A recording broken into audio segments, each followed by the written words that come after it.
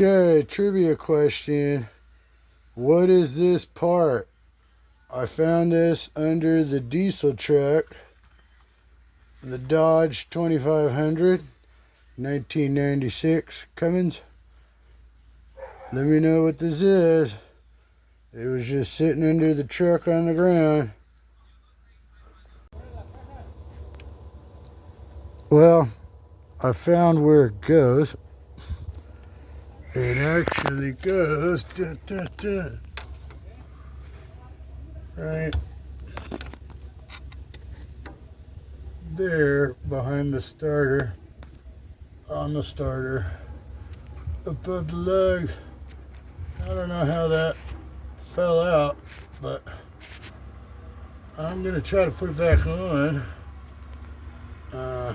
Kind of a crazy place, but get her done.